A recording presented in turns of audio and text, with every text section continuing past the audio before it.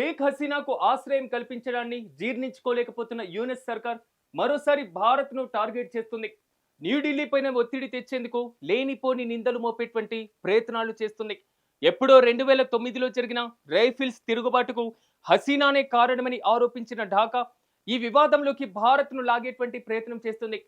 Rifles తిరుగుబాటు సమయంలో 921 మంది భారతీయులు బంగ్లాదేశ్లోకి చొరబడ్డారని, వాళ్ళలో 67 మంది ఎక్కడో ఉన్నారని ఇప్పటికీ తెలియదంటూ ఒక ఫేక్ రిపోర్ట్ను తెర మీదకి తీసుకొచ్చింది.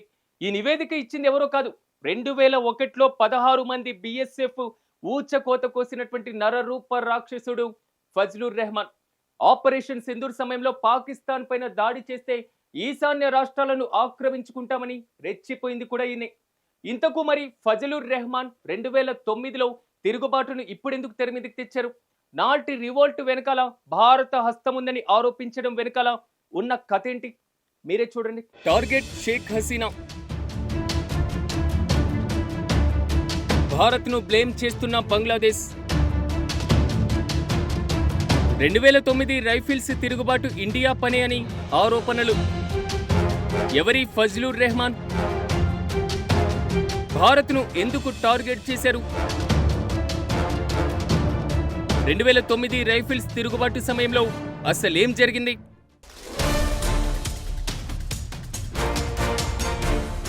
హసీనా టార్గెట్గా యూనిస్ సర్కార్ అంతులేని కుట్రలకు తెరలేపుతుంది. ఇప్పటికే ఏకపక్ష వాదనల ద్వారా హసీనాకు ఉరిశిక్ష విధించేలా ఒత్తిడి చేసిన తాత్కాలిక ప్రభుత్వం ఈసారి భారత్ను లక్ష్యంగా చేసుకునే ప్రయత్నంలో ఉంది. 25 ఏళ్ల క్రితం 16 మంది భారత జవానులను ఊచకోత కోసిన నరరూప రాక్షసుడితో భారత్ను లక్ష్యంగా చేసుకుని నివేదికలను రూపొందించింది. ఆ నివేదికే ఇప్పుడు ఇరు దేశాల మధ్య నిప్పు రాజేసింది.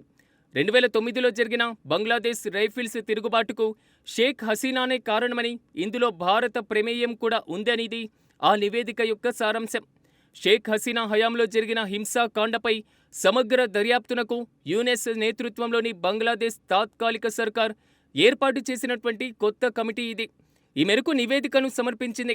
ఈ కమిషన్ ప్యానెల్కు రిటైర్డ్ మేనేజర్ ఎల్ఎం రెహమానే కథ, కర్మ, క్రియ. 2009లో షేక్ హసీనా అధికారంలోకి వచ్చిన కొన్నాళ్లకే బంగ్లాదేశ్ రైఫిల్స్ తిరుగుబాటు జరిగింది.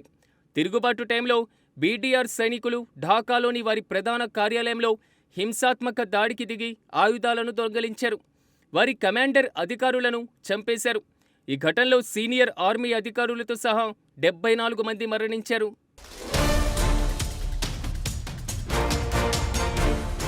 ఫజల్ రెహమాన్ సంచలన నివేదికలో చాలా అంశాలు ప్రస్తావించారు. అయితే అందులో నిజాల కంటే అబద్ధాలే ఎక్కువగా ఉన్నాయి. మాజీ ప్రధానమంత్రి షేక్ హసీనా గ్రీన్ సిగ్నల్ ఇచ్చారని ఆరోపించారు. ఆనాడు అవామీ లీగ్ ఎంపీగా ఉన్న ఫజిలా నూర్ తాపోష్ నేతృత్వంలో ఈ దమనకాండ జరిగిందన్నారు. పైగా తిరుగుబాటులో విదేశీ శక్తి ప్రమేయం స్పష్టంగా కనిపించిందని, అది భారతదేశమే అని అన్నారు. రివాల్డ్ సమయంలో 921 మంది భారతీయులు బంగ్లాదేశ్లోకి చొరబడ్డారని, వాళ్లలో 67 మంది ఎక్కడున్నారో ఇప్పటికీ తెలియదని నివేదికలో పొందుపరిచారు. నిజానికి హసీనా ప్రభుత్వ హయాంలో రైఫిల్స్ తిరుగుబాటుకు సైనిక వేతనాలు గత ప్రభుత్వంలో వాళ్లే దీనా వ్యవస్థలే కారణమని ప్రకటించుకుంది. అయితే ఫజిలరీ కమిషన్ మాత్రం దానికి అంతర్గత కుట్రగా అభివర్ణించింది. హసీనా ప్రభుత్వం సైన్యాన్ని బలహీనపరిచి తన అధికారాన్ని మరింత కాలం కొనసాగించాలనేటువంటి ఉద్దేశంతో తిరుగుబాటును ప్రోత్సహించిందని తెలుపుకున్నారు. ఆమెకు మద్దతుగా భారత్, బంగ్లాదేశ్ అస్థిరత సృష్టించడానికి ప్రయత్నించారని ఆరోపించారు. ఈ నివేదిక తయారు చేసిన ఫజల్ రెహమాన్ ఎవరో కాదు. ఆపరేషన్ సింధూర్ సమయంలో భారత్ కనుక పాకిస్తాన్ పైన దాడి చేస్తే తాము ఈశాన్య రాష్ట్రాలను ఆక్రమించుకుంటామంటూ హద్దు మీరింది ఇతడే. మన దేశానికి ఇతనితో తేల్చుకోవలసినటువంటి లెక్కలు చాలానే ఉన్నాయి.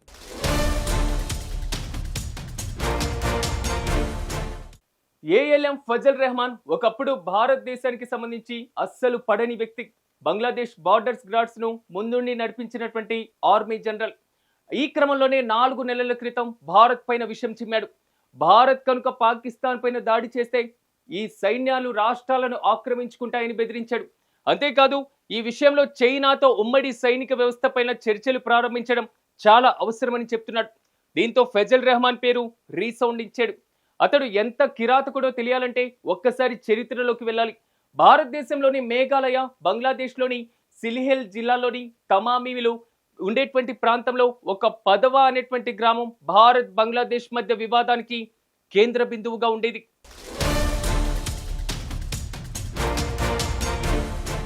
1971 యుద్ధంలో భారత్ సైన్యం బంగ్లాదేశ్ ముక్తి బాహిని ఈ ప్రాంతంలో శిక్షణా శిబిరాలను ఏర్పాటు చేసే యుద్ధం తర్వాత భారత సరిహద్దు రక్షణ బలగాలు అక్కడే ఓ సైనిక పోస్టును ఏర్పాటు చేసింది. 2001 ఏప్రిల్ 15వ తేదీన రాత్రి సుమారు 1000 మంది బంగ్లా రైఫిల్స్ 10వ గ్రామంలోకి ప్రవేశించారు. 10వ గ్రామంలోని ప్రవేశించిన బంగ్లాదేశ్ రైఫిల్స్ గ్రామస్తులను బెదిరించి ఈ భూమి బంగ్లాదేశ్కి చెందిందని తెలిపారు. దీంతో గ్రామస్తులు సమీపంలోని బీఎస్ఎఫ్ పోస్టుకు వెళ్లి సహాయం కావాలని కోరారు. కానీ బీఎస్ఎఫ్ వెంటనే స్పందించలేదు.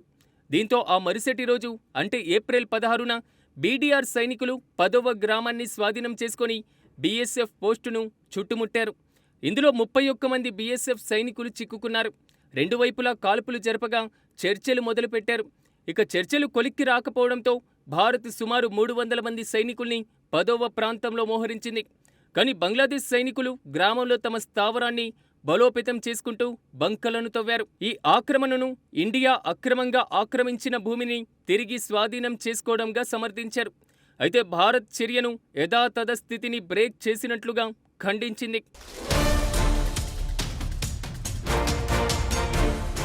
మరోవైపు 2001 ఏప్రిల్ 18న 10వ ఘటనకే ప్రతీకారంగా సుమారు 60 మంది బీఎస్ఎఫ్ సైనికులు అస్సాంలోని దుబిరి జిల్లాలోని మంకచ్చేర్ సెక్టార్లో బంగ్లాదేశ్లోని బోయారీబరి గ్రామంలోకి ప్రవేశించారు. ఈ గ్రామం బంగ్లాదేశ్ నియంత్రణలో ఉన్నప్పటికీ భారతీయ జనాభా ఎక్కువగా ఉంటుంది. కానీ బీఎస్ఎఫ్ సైనికులు బంగ్లాదేశ్ రైఫిల్స్ ఉచ్చులో చిక్కుకున్నారు. ఈ దాడిలో 16 మంది బీఎస్ఎఫ్ సైనికులు అమరులయ్యారు. బంగ్లా వైపు 3 సైనికులు మరణించారు. మన సైనికులు హత్యకు గురైన తర్వాత మృతదేహాలను గుర్తుపట్టలేని విధంగా ఛిద్రం చేశారు. ఇక కొందరైతే చాలా దగ్గర నుంచి కాల్చి చంపారు. ఒక సైనికుడి మృతదేహాన్ని వెదురు కర్రలతో కట్టి ఊరేగించారు. అయితే బంగ్లాదేశ్ ప్రభుత్వం మాత్రం బీఎస్ఎఫ్ జవాన్లను గ్రామస్తులు చంపారని వాదించింది. తర్వాత స్వీయ రక్షణ కోసం కాల్పులు జరిపినట్లు అంగీకరించింది. ఈ మారణకాండ వెనకాల ఉన్న ఒకే ఒక్కడు ఫజ్వెల్ రెహమాన్.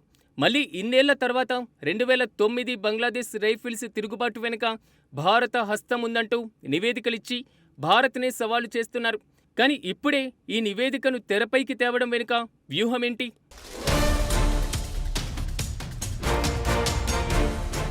భారత్లో సేఫ్గా ఉన్న షేక్ హసీనాను ఏదో రకంగా తమ దేశానికి రప్పించాలి, తర్వాత ఉరితీయాలి. అది కూడా 2026 ఫిబ్రవరిలోనే జరగాలి. ఎందుకంటే 2026 ఫిబ్రవరిలోనే బంగ్లాదేశ్లో ఎన్నికలు జరగబోతున్నాయి. ఆ లోపు హసీనా అడ్డు తొలగించుకుంటే యూనెస్ పని తేలికవుతుంది. కానీ భారత్లో ఉన్నంత వరకు హసీనాను టచ్ చేయడం యూనెస్ సర్కార్ వల్ల కాదు. ఇది తెలుసు కాబట్టి హసీనాతో పాటుగా భారత్ను కూడా టార్గెట్ చేస్తున్నారు. షేక్ హసీనాకు మద్దతుగా భారత్ తమ దేశంలో ఎన్నో కుట్రలు చేసిందని ఆరోపిస్తూ మన దేశాన్ని విలన్గా చూపించే ప్రయత్నం కూడా చేస్తున్నారు. ఈ చర్యల ద్వారా హసీనాను అప్పగించేలా మన దేశంపై ఒత్తిడి తేవాలని అనుకుంటున్నారు. కానీ ఇలాంటి కుట్రల్ని తిప్పికొట్టడం భారత్కు కొత్తేమీ కాదు.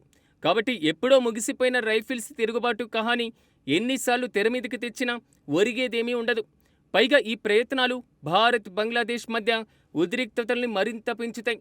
ఈ మొత్తం వ్యవహారం వెనుక ఉన్న ఫజల్ రెహమాన్ను మాత్రం అంత ఈజీగా విడిచిపెట్టకూడదు. ఎందుకంటే అతడు యూనెస్ కంటే యమ డేంజర్.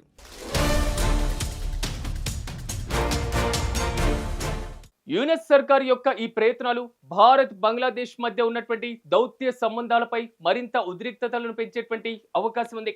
ఈ మొత్తం వ్యవహారంపై భారత ప్రభుత్వం ఎలా స్పందిస్తుందో వేచి చూడాలి.